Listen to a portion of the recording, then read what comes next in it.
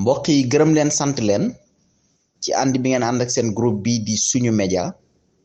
ñuy wax rek inna lillahi wa inna ilayhi rajiun kulli nafsin sayhatil mawti donc tey Sénégal dafa amaat ñaari perte yoo xamante ne ni ay nit ñu mag lañ bi ci njëkk rek di Serigne Atou Diagne ñaareel bi di lutteur bi di Boy Bambara wante nag lépp loo xamante ni rek jot nañ ko cee wax lu ñu xam la et puis tamit lu ñu leer la Serigne Atou Diagne bon xaw ma ko bu baax a baax mais yàlla may na ma sens ba ma mus a def ak moom benn interview muy édition Magal Touba 2019 ba ñu demee parce que ñoom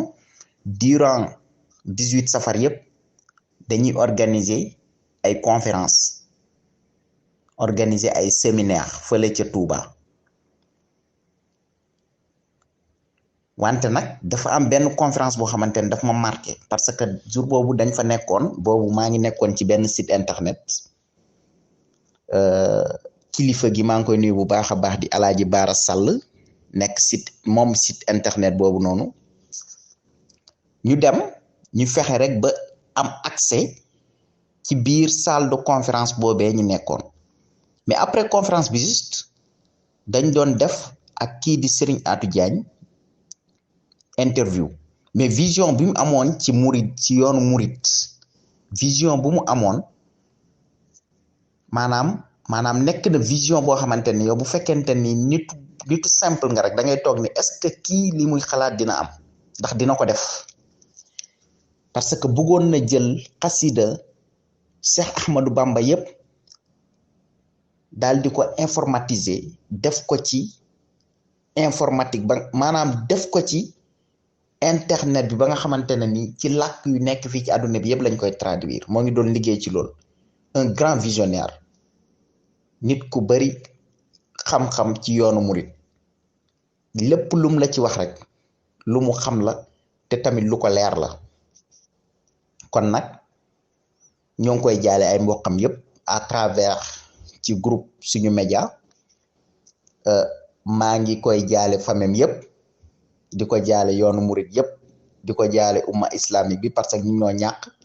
di ko jaale université parce que moom universitaire la donc ñoo ngi koy ñaanal yàlla fu mu jëm yàlla na ko gënal fu mu jugee lu ñu xam ci moom nag taxukaa bari lool wante yàlla mayoon nañu chance bañ am ak moom ak benn rencontre am ak moom interview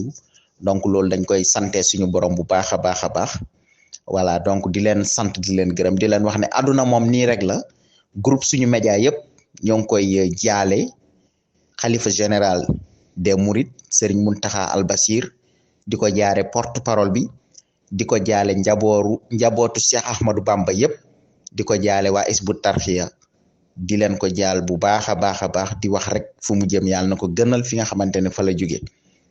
deuxième perte bu ñu am rek ci ngoon gi benn perte bu frappe aussi di Boy Bambara donc nekk ancien lutteur ñoo ngi koy ñaanal moom aussi yàlla xaaree ko àjjana ndaxte nag lu nekk def na ko fi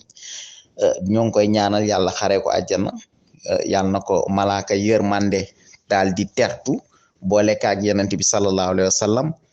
Sénégal nekk na réew moo xamante ne ni kilifa yi ñoo ngi dem rek donc jot nañu def taxaw seetlu xoolaat bu baax a baax li nga xamante ne nii dafa am solo ci ay ñaan ñi daal di ko fësal voilà donc c'est ça ñoo ngi koy jaale moom tamit di ko jaale umma axlu làmb yëpp di ko jaare vraiment umma islamique bi ndaxte nag Sénégal moom ñu ñoo ko bokk voilà donc maa ngi leen di jaale ñi fi dëddu tey yàlla yërëm leen te xare leen àjjana ci làmmiñu suñu média jërë ngeen jëf